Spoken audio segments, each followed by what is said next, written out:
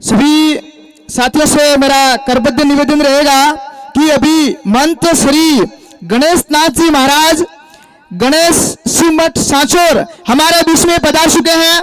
जैसे ही पांडाल में प्रवेश करें, जो स्वागत टीम है उनसे मेरा करबद्ध निवेदन रहेगा कि मंत्र श्री गणेश नाथ जी महाराज एवं मंत्र श्री नेमनाथ जी महाराज प्राग मठ नौचर हमारे बीच में पधार चुके हैं। और स्वागत के लिए जो स्वागत टीम है उनसे मेरा निवेदन रहेगा कि आप पधारे हुए पूज्य महंत श्री गणेशनाथ जी महाराज गणेश शिव मठ सांचौर एवं महंत श्री नेमनाथ जी महाराज प्राग मठ नौचर इनका स्वागत करावे। पांडाल में सब विराजमान से मेरा निवेदन है कि जैसे ही बावशी पांडाल में प्रवेश करें, खड़े होकर आप सभी स्वागत करें।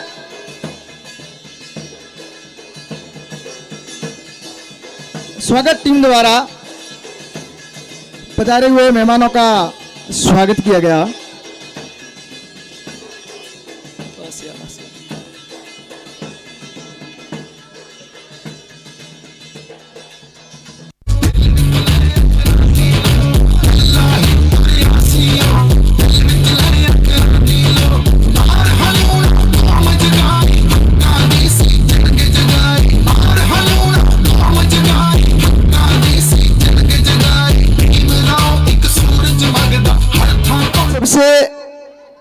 मेरा निवेदन है कि आप भारत रत्न डॉक्टर भीमराव अंबेडकर एवं राष्ट्रपिता महात्मा ज्योतिबा फूले की तस्वीर पर माल्यार्पण कर कार्यक्रम की विधिवत शुरुआत करावे।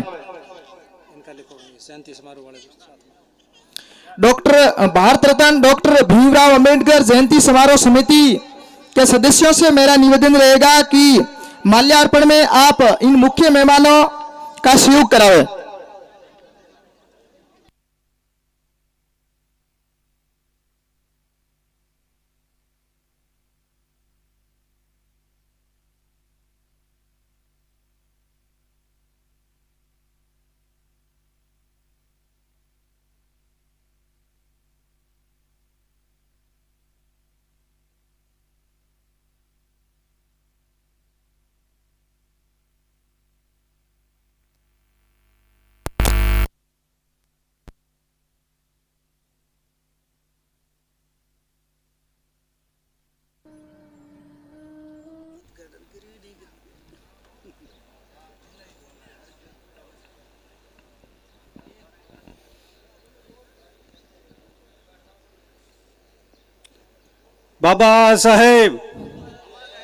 बाबा साहेब, जब तक सूरज चांद रहेगा, जब तक सूरज चांद रहेगा।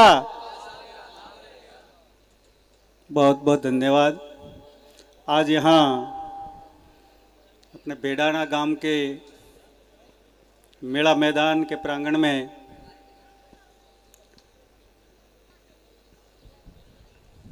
ऐसे महापुरुष की जन्म जयंती मनाई जा रही है। आप उनको जानते तो है ही, पहचानते भी होंगे, लेकिन समझने में भी फर्क है। ऐसा महापुरुष है कि पूरी दुनिया के अंदर सिंबल ऑफ नॉलेज की उपाधि ली हुई है। भारत रत्न है, बुद्धिस्ट है, भारत का संविधान रचिता है। तो उनकी 14 अप्रैल की जो जन्म जयंती, उनके उपलक्ष्य में यहाँ अपने बेडाना गांव के अंदर कार्यक्रम रखा गया है। तो उस कार्यक्रम में पधारे हुए, पहले तो मैं बाबा साहब को सत नमन करता हूँ, ज्योतिबा फूले को भी सत नमन करता हूँ। ये कार्यक्रम की शोभा बढ़ा रहे हैं। मंत्री महोदय नहीं आए, मुख्य अतिथि मंत्री महोदय थे, भाई अभी तक आए नहीं। आएंगे और जो अध्यक्षता कर रहे अपने मगाराम जी हाथला, और हमारे जो बीच में विराजे BL सुखाड़िया साहब, ये तो बहुत परिचित है, पहले जो बिजली विभाग में थे तो बहुत अच्छा काम किए, गरीब लोगों को खूब काम किए उन लोगों ने। हमारा एरिया में थे, भिनमाल के। और भी मंच पर विराजे हुए हमारे नौसर मेट के महंत जी महाराज, नमीनाथ जी महाराज, ये भी शिक्षा के लिए बहुत अच्छा काम उन्होंने शुरू कर दिया, स्कूल के बनाने के लिए, हॉस्टल बना के लिए। ये भी अभी लगभग खासा काम करने की तैयारी में है। ये बागोड़ा से पधारे हंसाराम जी और विराजे सभी अतिथिगण, मोहनलाल जी वीडियो साहब जैसलमेर से पधारे हैं, और भी हमारे जो खोजाराम जी पहले भी मिले थे इधर, आज भी मिले, सूर्य से भी पधारे हुए हैं। सभी का नाम तो मैं नहीं जानता, लेकिन सभी मंचासीन अतिथिगण, सामने विराजे हुए बुद्धिजीवी वर्ग, पंच महानुभावों, युवा साथियों, माताओं बहनों, सभी आप पधार कर ये कार्यक्रम की शोभा बढ़ा रहे, आपको बहुत बहुत धन्यवाद। तो अपने जो बाबा साहब के विषय जो बात करें, तो बाबा साहब का नाम आने के बाद में कोई बात करने जैसी तो रहती ही नहीं है उनके विषय में, क्योंकि ये उन्होंने जो काम किया है पूरी दुनिया जानती है। भारत देश तो जानता ही होगा, लेकिन पूरी दुनिया के अंदर उनका नाम चलता है। 14 अप्रैल गई, 14 अप्रैल के दिन कम से कम 200 से ज्यादा देशों ने बाबा साहब की जयंती मनाई है। तो पूरी दुनिया के अंदर यह छाया हुआ है। ऐसा महान पुरुष था। उन्होंने दलितों के लिए, पिछड़ों के लिए, मजदूरों के लिए, महिलाओं के लिए, देश के लिए, सभी के लिए ही काम किया। उन्होंने कभी जो क्या है भेदभाव कोई काम में रखा ही नहीं है। तो काम करने के लिए, आगे जाने के लिए क्या करना है? पहला योग्यता प्राप्त करनी पड़ती है, योग्य बनना पड़ता है, तभी वो कोई कहीं भी जाए तो उनको कोई अड़चन नहीं आती है। तो बाबा साहब ने पहले शिक्षा प्राप्त की। शिक्षा बहुत बड़ी मुश्किल से प्राप्त की थी, आप सभी जानते हैं, क्योंकि अभी तो पढ़े लिखे लोग हैं। पहले जो अनपढ़ थे उस टाइम में उनको कम जानने में आता था। अभी तो जो पढ़े लिखे लोग सभी जानते हैं कितनी मुश्किल से उन्होंने शिक्षा प्राप्त की थी, बहुत बड़ी मुश्किल से। तो इतने गरीब भी थे, वो कोई अमीर परिवार से नहीं थे। तो इतनी मुश्किल में शिक्षा प्राप्त करने के बाद में, सभी डिग्रियां प्राप्त करने के बाद में, आप जानते हैं उनके पास में कितनी डिग्रियां थी? आप कदाच जानते होंगे, लेकिन कोई नहीं जानते। कोई बताते छोटी मोटी 32 डिग्रियां बाबा साहब के पास में थी। तो आज अपने भारत देश के अंदर 32 डिग्री वाला कोई है व्यक्ति? आपको नजर में आता है? कहीं नहीं होगा। अपने देश के अंदर अभी तक 32 डिग्री प्राप्त करने वाला शख्स कोई नजर में नहीं आता होगा।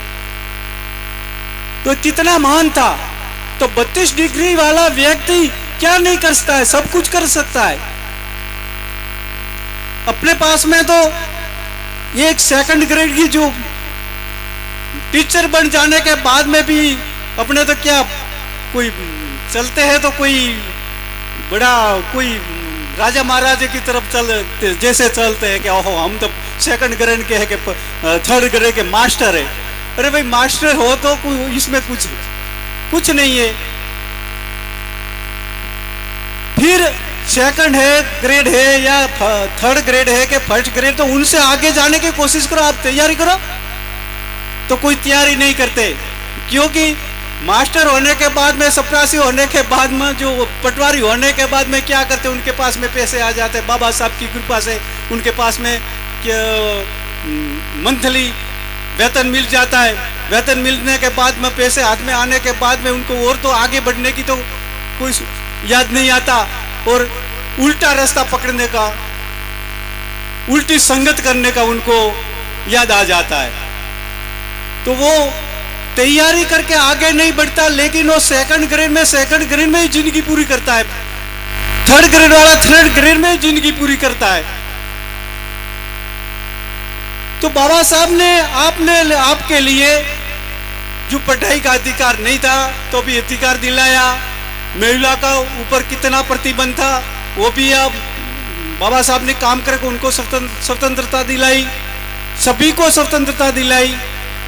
आप बाबा साहब के प्रताप से ही इंसान बन के जी रहे हो, नहीं तो पहले वाला इतिहास आप उठाकर देख लो, आपको पता है।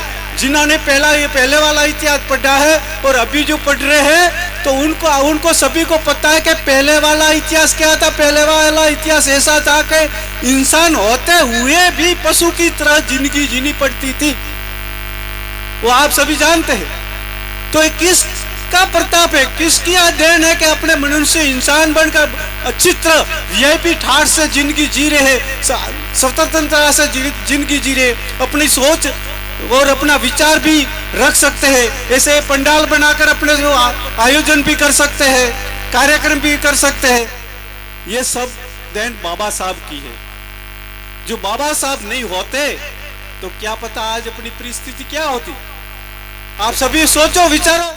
अरे पहले तो कोई राठौड़ी राज में तो कोई राजा महाराजा परेशान करते थे, अभी तो हजारों राजा महाराज पैदा हो जाता और परेशानी ही परेशानी होती।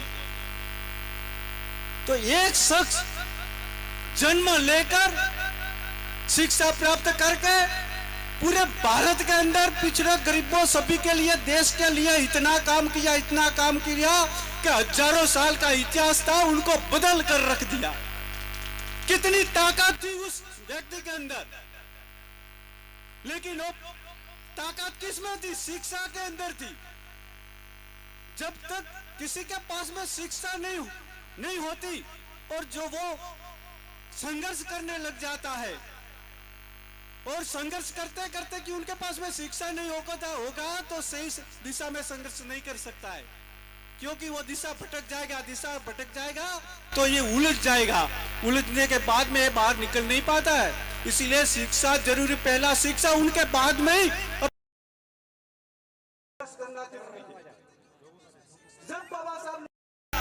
शिक्षित बनो, संतुलित रहो और संघर्ष करो।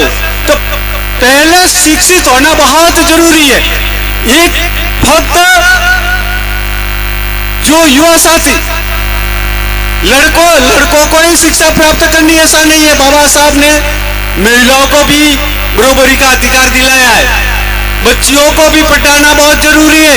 आप अकेले पढ़कर होशियार हो जाने के बाद में नौकरी लग जाओगे और फिर पढ़ी लिखी लड़की ढूंढोगे तो आप बच्चियों को नहीं पढ़ाओगे तो पढ़ी लिखी लड़की कहां से लाओगे आप? तो भी आपके लिए परेशानी है।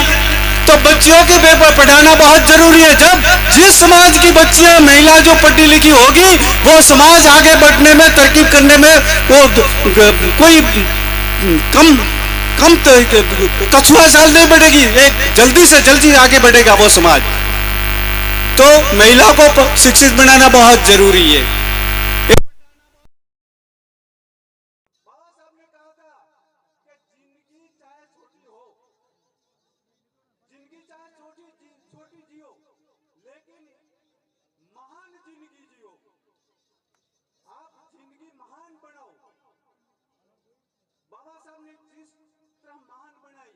ज्योतिबा फुले ने जिस तरह महान बनाई, सावित्रीबाई ने अपनी जिंदगी महान बनाई, माता रमाबाई ने अपनी जिंदगी महान बनाई, उन तरीके से शायद जिंदगी छोटी हो लेकिन महान बनाओ। लंबी नहीं होगा तो चलेगा, लंबी जिंदगी नहीं होगा तो चलेगा।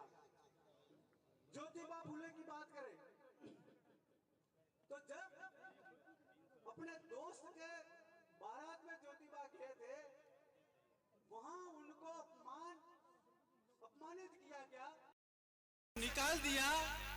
तो ज्योतिबा फुले जब घर पर आकर बैठे हैं, निराश होकर बैठा है, उनकी पत्नी सावित्री भी आकर पूछती है, अरे क्या हो गया, आप निराश क्यों हो?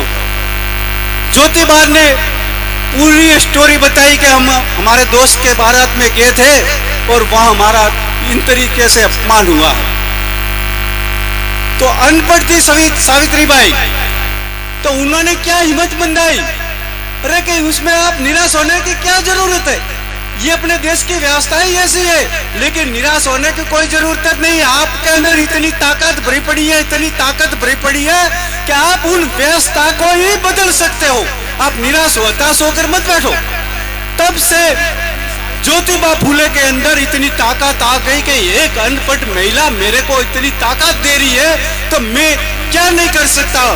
तब से उन्होंने सावित्री बाई को पढ़ाया, घर पे पढ़ाया। पढ़ाने के बाद में 1848 में उन्होंने जो स्कूल खोली, ऐसे ऐसे धीरे धीरे धीरे शिक्षा की और सभी को बढ़ाया। ऐसे 18 स्कूल खुली थी उस टाइम में।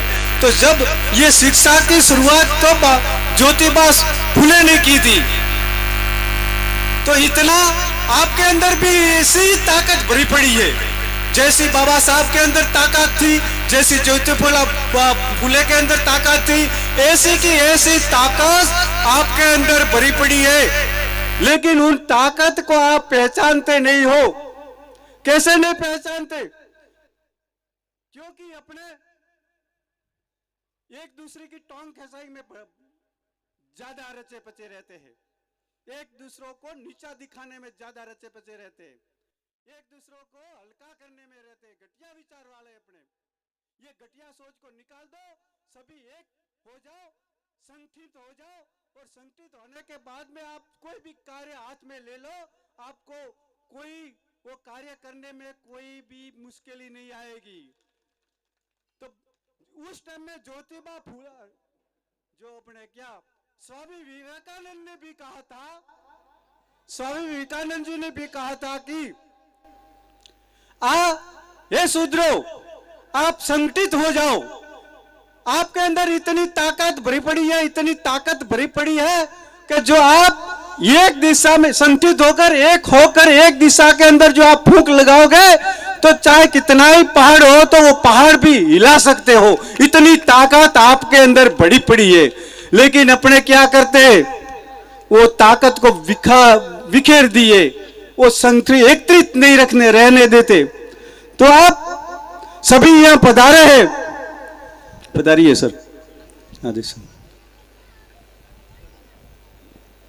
यहां पधारे हैं तो ये बाबा साहब के तस्वीर के आगे प्रण लेके जाओ कि हम कभी नेगेटिव सोच वाले नहीं बनेंगे, नेगेटिव विचार वाले नहीं बनेंगे, पॉजिटिव में आ जाएंगे और एक दूसरे को हाथ पकड़ के ऊपर उठाने की कोशिश करेंगे, पग पकड़ के नीचे पटकने की कोशिश नहीं करेंगे। जैसे मैं एक दृष्टांत देता हूं कि एक शिकारी जंगल में गया, जंगल में जाकर उन्होंने जाल बिछाई, उसके अंदर दाना डाला, दाना डालने के बाद में एक साइड में जाकर बैठ गया। थोड़ी टाइम हुई, एक चिड़ियाओं का झुंड आया वहां। वो चिड़ियाओं का झुंड जाल के अंदर दाना खाने के लिए फंस गया। अब नष्ट तो होने आया था, तो चिड़ियाओं ने क्या किया, वो शिकारी पास में आया तो चिड़ियाओं ने क्या किया, सब एक होकर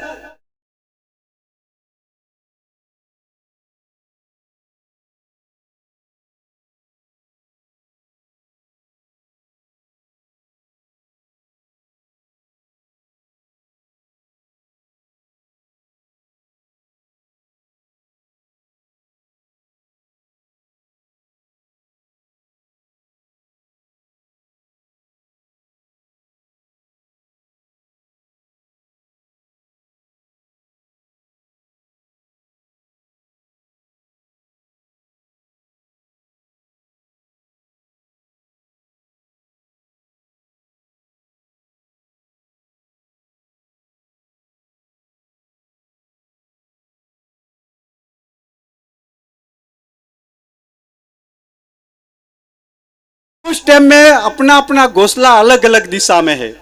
चिड़ियाओं का जो घोंसला है रहने का, ये सब अलग अलग दिशा में, ताकि थोड़े सा अंधेरा होगा तब ये चिड़िया आपस में लड़ेंगे, झगड़ेंगे, कोई पूर्व में खींचेंगे, कोई पश्चिम में खींचेंगे, कोई उत्तर में खींचेंगे, ऐसे आपस में लड़ झगड़ कर कमजोर होकर नीचे गिर गया जाएंगे। उस टाइम में उसको पकड़ के ले जाऊंगा। वास्तव में वैसा ही हुआ। थोड़ी टाइम हुई तो चिड़िया अलग अलग दिशा में खींचातान करने लगी, तो आपस में लड़ती झगड़ती खींचातान करती करती थक गई और नीचे आ गई। वो शिकारी ने उनको पकड़ लिया, पकड़ के सभी चिड़ियाओं को लेकर करके। तो आपके लिए भी मैं कहूंगा, आपके लिए जाल सभी जगह बिछा पड़ी है, बिछाई गई है। आप जो आज जागृत नहीं हुए, समझ नहीं, अभी जो टाइम में, ये टाइम में नहीं समझे, तो आपके लिए सभी जगह जाल बिछाई गई है। उन जाल के अंदर से आप किन तरह से निकल सकते हो, वो उपाय आपको ढूंढना पड़ेगा, और कोई दूसरा बताने वाला नहीं है। कोई भी समस्या जो आती है तो वो समस्या का हल करने के लिए उस समस्या में से ही आपको हल निकालना पड़ेगा। तो जो आपके लिए जो जाल बिछाई पड़ी है, उसमें फंसे पड़े हो, जो उसमें से आप जाग गए और जो जान गए कि भी ये जाल अपने लिए बहुत नुकसानदायक है, तो उसमें से सब एक होकर मिलकर वो जाल को तोड़ सकते हो। बाकी अलग अलग दिशा में जाने से, अलग अलग दिशा में भागने से, अलग अलग दिशा में आप जो विचार में अलग अलग जो विचार रखोगे, तो कभी आप सक्सेस नहीं होगे। सक्सेस होने के लिए सभी को एक मत बनना पड़ेगा, एकजुट होना पड़ेगा। चाहे सरकार में आप सफल होना है तो भी एकजुट रहना पड़ेगा, चाहे और कामों के अंदर भी रहना है, काम करना है तो भी एकजुट रहना पड़ेगा, संगठित रहना पड़ेगा। संगठन के अंदर ही इतनी ताकत है कि आप धारो कर सकते हो।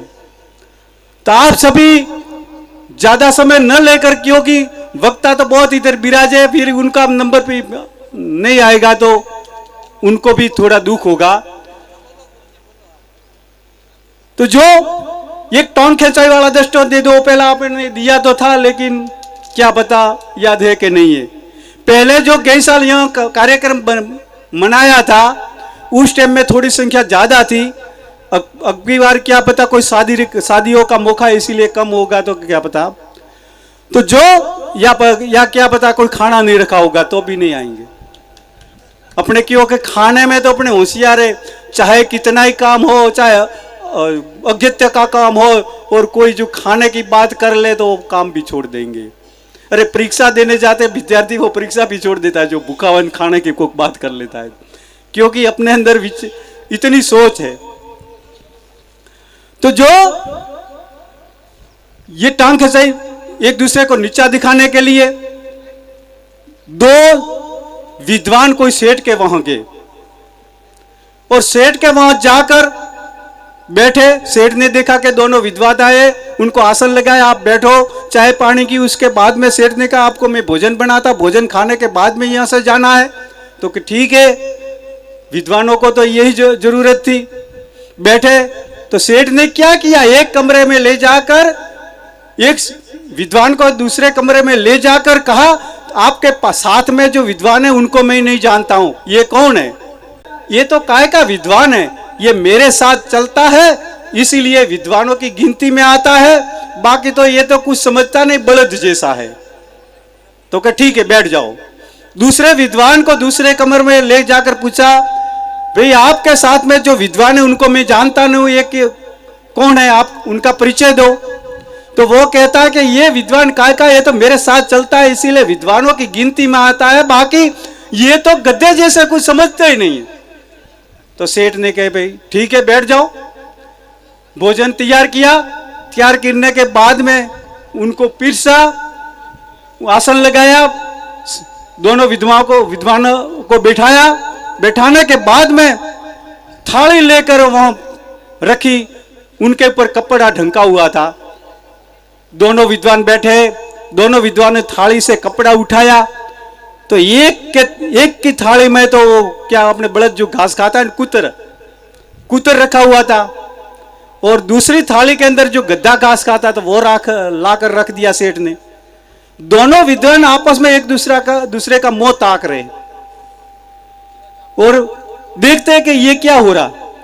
तब विद्वान ने कहा, क्षमा चाहता हूं मैं, आप दोनों विद्वान हो, लेकिन आपकी जो है सोच है, आपकी सोच बिल्कुल घटिया है। आप एक दूसरों को नीचे दिखाने के लिए ही काम करते हो। मैंने उसको पूछा तो ये कहता था कि ये तो बलद जैसा है, ले तो मैंने वो बलद घास खाता है, उनको लाकर मैं थाली में रखी कि ये बलद तो यही खाएगा। दूसरे को पूछा तो कि ये तो गद्दे जैसा है, तो मैंने गद्दे जो घास खाता है वो लाकर थाली में रखा, क्योंकि गद्दा तो घास ही खाता है। तो आपकी जो एक दूसरों की टोंग खिंचाई है, एक दूसरों को नीचा दिखाने का स्वभाव है, वो स्वभाव आपको ले डूबन हो, लेकिन आपके अंदर जो स्वभाव है वो बिल्कुल घटिया स्वभाव है। तो ये घटिया स्वभाव निकाल दो। वैसी की वैसी परिस्थिति अपने अंदर पड़ी है। आप भी ऐसा ही काम करते हो, हम भी करते, सभी करते, क्योंकि बाबा साहब को पढ़ा है तो पूरा पढ़ा नहीं है, और जाना है तो पूरा जाना नहीं है, और समझा भी नहीं है। जो आप पहले उनको पढ़ो, पढ़ने के बाद जानने के बाद उनको समझो, तब जाकर आपको पता चलेगा कि और कोई पढ़ने की जरूरत नहीं है। बाबा साहब और ज्योतिबा फूले को पढ़ लिया तो आपको दूसरों को पढ़ने की कोई जरूरत नहीं है। अरे अपने आप के महापुरुषों का इतिहास पढ़ो। आप दूसरों का इतिहास आप पढ़ने से आपको फायदा होने वाला नहीं है। दूसरे महापुरुषों का जो इतिहास आप पढ़ोगे तो दूसरों को ही फायदा करवाओगे, आपका फायदा नहीं कर पाओगे। जो आपको फायदा चाहिए, आपको आगे बढ़ना है, आपको समाज को ऊपर उठाना है, तो आपका जो महापुरुष है उनको ही पढ़ना पड़ेगा, उनको ही पढ़कर आप आगे बढ़ पाते हो। बाकी और कोई रास्ता नहीं है। जो बाबा साहब ने रास्ता बताया उन्हीं के सिद्धांतों पर चलना पड़ेगा, तभी अपना कल्याण होगा, तभी अपना उद्धार होगा। अपने कहते हैं कि भाई अपना तो कल्याण करना है, लेकिन सही मायने में जो बाबा साहब ने रास्ता बताया है वो रास्ता नहीं पकड़ा तो चाहे हजारों साल माला घुमाते रहो, कुछ नहीं मिलने वाला है।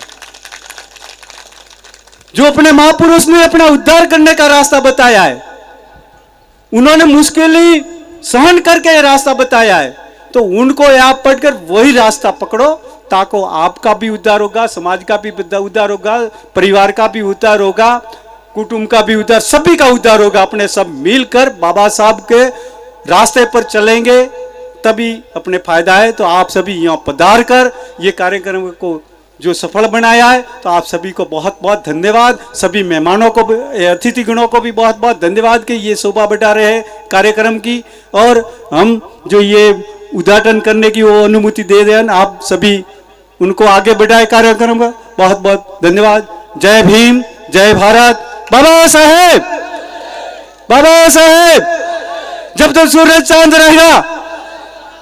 बहुत बहुत धन्यवाद साहब। ये कार्यक्रम का उद्घाटन कर रहा हूं मैं। बहुत बहुत धन्यवाद।